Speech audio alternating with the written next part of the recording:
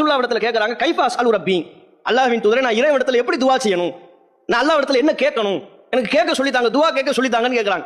என்ன அப்ப புதுசா இஸ்லாத்துக்கு வர்றாரு, பல விஷயங்களை அறிந்து கொள்கின்ற பொழுது துஆ எப்படி கேட்கறது, என்ன விஷயத்தை மையப்படுத்தி கேட்கறது. அப்ப நபிகள் நாயகம் ஸல்லல்லாஹு அலைஹி வஸல்லம் அவங்க 4 வார்த்தையை உள்ள ஒரு துஆவை சொல்லி கொடுக்குறாங்க. 4 வார்த்தை தான், 4 வார்த்தை தாண்டி அதுல நீங்க தேட இயலாது. அப்படிப்பட்ட ஒரு துஆவை சொல்லி கொடுத்து இதை கேளு, இதை நீ கேட்டு விட்டால் ஃபஇன்னஹா உலாயி தஜ்மஉ லக துன்யாக வ ஆகிரதக, இந்த வார்த்தைகளை கொண்டு நீ அல்லாஹ்விடத்தில் துஆ செய்யும் பொழுது உன்னுடைய துனியா சார்ந்த உலகியல் சார்ந்த கோரிக்கையும் அதில் அடங்கிடும், மறுமை சார்ந்த கோரிக்கையும் அதில் அடங்கிவிடும். இந்த 4 வார்த்தையை கொண்டு கேளுப்பா அப்படின்னு அவருக்கு ரொம்ப சிம்பிளா எளிமையா நபிகள் நாயகம் ஸல்லல்லாஹு அலைஹி வஸல்லம் அவங்க கத்து கொடுக்குறாங்க. துன்யா ஆகிரத் அதே கருத்து, வேறு எளிமையான ஒரு பிரார்த்தனை.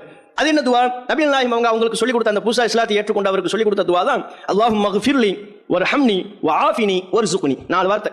இந்த 4ல என்ன பொருள் இருக்கிறது? அல்லாஹும்ம ஃபிர்லி, இறைவா என்னை நீ மன்னிப்பாயாக, வர்ஹம்னி எனக்கு நீ அருள் புரிவாயாக, வஆஃபினி இந்த உலகத்தில் எனக்கு நன்மையை தருவாயாக, சுகமளிப்பாயாக, வர்ஸுக்னி பொருளாதாரத்தை தருவாயாக. முடிஞ்சு போச்சு. இந்த